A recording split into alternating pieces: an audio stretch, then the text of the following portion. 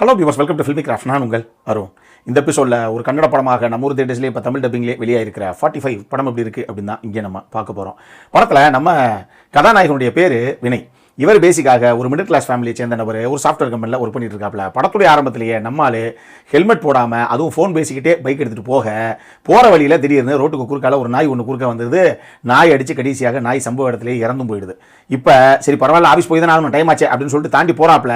அங்கேருந்து அடுத்த சிக்னல் கூட ரீச் ஆகிருக்க மாட்டார். அதுக்குள்ளே ஒரு லாரி குறுக்கார வந்து இவருடைய வண்டியை அடித்து கடைசியாக இவரே ஸ்பாட் அவுட். அங்கே என்னங்க இது, இப்போ தான் ஹீரோ இன்ட்ரோ பண்ணாங்க, அதுக்குள்ளே எண்டு கார்டு போட்டாங்க அவர் கேரக்டருக்கு அப்படின்னு யோசிச்சா பக்குன்னு பெட்டில் இருந்து பயந்து போய் எந்திரிக்கிறாப்புல நம்ம கதாநாயகன். அவர் கண்டதெல்லாம் கனவு. சொப்பா நல்ல கனவுடாது, சரி பரவாயில்ல ஆஃபீஸ்க்கு டைம் ஆச்சு கிளம்புவோம் அப்படின்னு நம்மளால் வழக்கம் போல் பைக் எடுத்துகிட்டு கிளம்புனா இவர் கனவுல என்னெல்லாம் கண்டாரோ அவ்வளவு நடக்குது. அதே நாய் குறுக்கால வந்து அதே மாதிரி அடித்து அந்த நாய் சம்பவ இடத்துல இறந்தும் போகுது. இங்கே நம்ம ஆளுக்கு அல்ல இல்லை, ஐயோ அடுத்து நம்ம தானே அப்போ அப்படிங்கிற பயத்தில் வண்டியை உருட்டிட்டாது போயிடுவான் அப்படிங்கிற லெவலுக்கு பயந்து வண்டியை ஓட்டிட்டு ஒரு வழியாக சேஃபாக ஆஃபீஸ் போய் சேர்ந்துடுறாப்புல. ஆனால் இவருக்கு அந்த அடிபட்டு இறந்து போச்சுல ஒரு நாய், அந்த நாயுடைய பேர் ரோசி. அந்த ரோசி ராயப்பா அப்படின்னு சொல்லி அந்த ஏரியாவில் மிகப்பெரிய டானாக இருக்கக்கூடிய ஒருத்தருடைய நாய் தான் அது அப்படிங்கிறது தெரியாது. இப்போ அந்த ராயப்பா நம்ம கதாநாயகனை தூக்கி வச்சு, இங்கே பார், நீ எப்படி என் நாயை இந்த மாதிரி அடித்து போட்டியோ அதே மாதிரி ஒன்றையும் இன்னும் 45 நாளுக்குள்ளே தேதி வச்சு தூக்கலை, என்னன்னு மட்டும் பாடுறா, இன்னும் 45 நாள் நீ வாழ்கிற வாழ்க்கையை வாழ்ந்துக்கடா அப்படின்னு நம்ம கதாநாயகனை மிரட்டி விட போக, இதுக்கப்புறம் ஐயோ உயிர் வாழ்றதுக்கு அடுத்து என்னதான் பண்ணுறது அப்படிங்கிறதுக்காக நம்ம கதாநாயகன் என்னென்ன முயற்சிகளை மேற்கொண்டார் அப்படிங்கிறது தான் இந்த படத்துடைய மொத்த கதையை.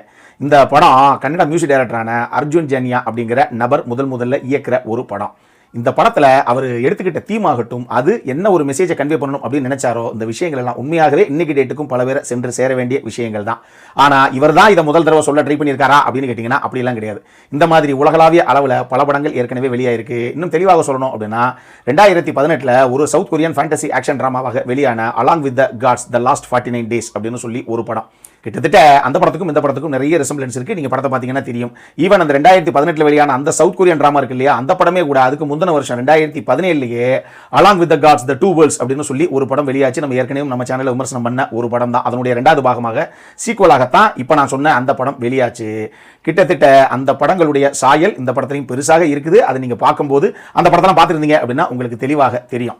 இந்த படத்தை பொறுத்தளவுக்கு 3 பேர், ஒன்று சிவராஜ்குமார், இன்னொன்று உபேந்திரா, 3வது ராஜ்பி ஷெட்டி. 3 பேரும் அந்தந்த கதாபாத்திரங்களுக்கு என்ன தேவையோ அதை கணக்குச்சிதமாக in terms of performance pull off பண்ணியிருக்காங்க. இதுலையும் உபேந்திராவை பொறுத்தளவுக்கு அந்த கேரக்டர் ஒரு சீரியஸான ஒரு கேரக்டர், அதை அதிகமாக எதுவும் பெருசு பேச முடியாதுன்னு வச்சுக்கோங்களேன்.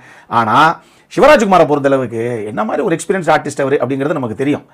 அவர் உள்ளே வரக்கூடிய பல சீக்வன்ஸில் சின்ன சின்ன காமெடிஸை வந்து அவ்வளவு அழகாக க்யூட்டாக செம கேஷுவலாக அதை அழகாக கன்வெர்ட் பண்ணியிருக்காரு ஸ்க்ரீனில். அது ரொம்ப நல்லா இருந்தது நம்ம தியேட்டர்ஸில் பார்க்கும்போது. இந்த 3 பேர் போக சுதாராணி ஆகட்டும், முட்டா ராஜேந்திரன் ஆகட்டும், பிரமோத் செட்டி ஆகட்டும், கஸ்தூபா மணி ஆகட்டும், இந்த மாதிரி ஒரு சில ஆர்டிஸ்ட் அவங்களுக்கு கொடுக்கப்பட்ட கேரக்டர்ஸை நீட்டாக கொண்டு வந்திருக்காங்க ஸ்க்ரீனில். ஆனால் இது எல்லாருமே கிட்டத்தட்ட கேமியோ அப்பியரன்ஸ் அப்படின்னு தான் நான் சொல்லுவேன். அந்த அளவுக்கு தான் இவங்களுடைய ஸ்க்ரீன் ஸ்பேஸ், ஸ்க்ரீன் டைம் அப்படின்னு எல்லாமே கொடுக்கப்பட்டிருக்கு இந்த படத்தில். இந்த படத்தை பொறுத்தளவுக்கு ஆக்சுவலி ஒரு நல்ல கதை தாங்க, ஒரு நல்ல இன்டென்ஷன் தான். பட் இந்த கதை சொல்லப்பட்ட விதத்தில் பெருசாக சுவாரஸ்யம் இல்லாமல் போச்சோ அப்படிங்கிற மாதிரியே எனக்கு ஒரு ஃபீல். இந்த படத்தை பொறுத்தளவுக்கு இவங்க எடுத்துக்கிட்ட இந்த தீம் இருக்கு இல்லையா, ஒன்று இதை ஒரு ஃபீல் குட்டா இல்லை எமோஷனல் ஹார்ட் ஹிட்டிங்காக ஒன்று ப்ரெசென்ட் பண்ணுற மாதிரி இவங்க ட்ரை பண்ணியிருக்கணும். இல்லை அப்படின்னா அவுட் அண்ட் அவுட் ஒரு சட்டையர் காமெடி மாதிரியாவது இதை ட்ரை பண்ணியிருக்கணும். ஆனால் இவங்களே ஒரு பக்கம் சீரியஸாக போயிட்டு இருக்கும்போது அந்த சீனை காமெடி பண்ணி விட்டுறாங்க, ஒரு பக்கம் காமெடியாக போயிட்டு இருக்கும்போது அதை பயங்கர எமோஷனலாக முடிக்கிறேன் அப்படின்னு அப்படி பண்ணி வச்சிருக்காங்க. இதனாலேயே இந்த படம் ஒரு எமோஷனலாகவோ இல்லை ஃபீல் குட்டாகவோ இல்லை காமெடியாகவோ அப்படின்னு எந்த பக்கமே ஒரு சாட்டிஸ்ஃபைடான வாட்சாக நமக்கு இல்லாமையே போச்சு. இந்த படத்தில் டுவர்ட்ஸ் கிளைமேக்ஸ் போகும்போதெல்லாம் உபேந்திரா யார் தெரியுமா அப்படின்னு சொல்லி சிவராஜ்குமார் ஒரு டைலாக் ஒன்று சொல்லுவாப்ல. அது ஒரு மிகப்பெரிய ஒரு சர்ப்ரைஸ் எலமெண்ட்டாக சஸ்பென்ஸாக அவங்க நினைச்சிருப்பாங்களோ என்னமோ எனக்கு தெரியல. ஆனால் ஏங்க நீங்கள் உபேந்திராக்கு கொடுத்த இன்ட்ரோவிலே அவர் யாருங்கிறத எங்களுக்கு தெளிவாக தெரியுதுங்க, இது என்ன கிளைமேக்ஸ் வந்து சொல்லிட்டு இருக்கீங்க அப்படிங்கிற மாதிரி தான் எனக்கு தோணுச்சு.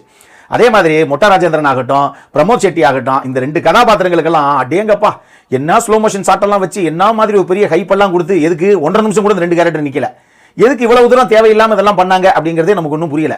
முட்டா ராஜேந்திரனை பொறுத்தளவுக்கெல்லாம் நான் கடவுளோட சரி, அதுக்கப்புறம் எப்போ காமெடி அப்படின்னு ஒரு ட்ராக் எடுத்து வா தம்பி 5000 அப்படின்னு எப்போ அவர் சொன்னாரோ அப்போ இருந்தே அவரை காமெடி ஆர்டிஸ்டாக மட்டும்தான் நம்ம பார்க்குறோம். எந்த ஒரு சீரியஸான கேரக்டராக அவரை நம்மள அதுக்கப்புறம் பார்க்கறதே நமக்கு மறந்து போச்சு.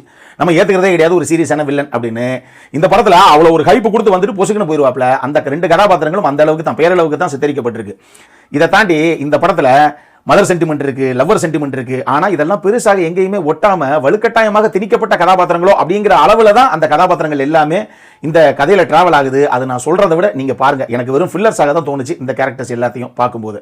இந்த படத்தை பொறுத்தளவுக்கு நல்லா பார்த்துக்கோங்க, இவ்வளோ பெரிய ஸ்டார் காஸ்ட், இந்த அளவுக்கு ஒரு நல்ல பட்ஜெட், ஒரு நல்ல இன்டென்ஷன் அப்படின்னு எல்லாமே இருந்தும் இவங்க ஸ்டேஜிங்காகவும் சரி மேக்கிங்காகவும் சரி பெருசாக கோட்டை விட்டாங்க. அதுலேயும் சிஜி விஎஃப்எக்ஸ் எல்லாம் பெரிய ஸ்க்ரீனில் பார்க்கும்போது என்னங்க பண்ணி வச்சிருக்காங்க அப்படிங்கிற அளவுக்கு நிறைய யோசிச்சிருக்காங்க, நிறைய எழுதியிருக்காங்க. ஆனால் அது காட்சிகளாக கன்வெர்ட் ஆன விதத்தில் பயங்கர பிசிறடிக்குது, என்னங்க இப்படி பண்ணி வச்சிருக்காங்கிற லெவலில் தான் இதனுடைய ஃபைனல் எக்ஸிகியூஷன் எனக்கு பட்டுச்சு பெரிய ஸ்க்ரீனில் பார்க்கும்போது.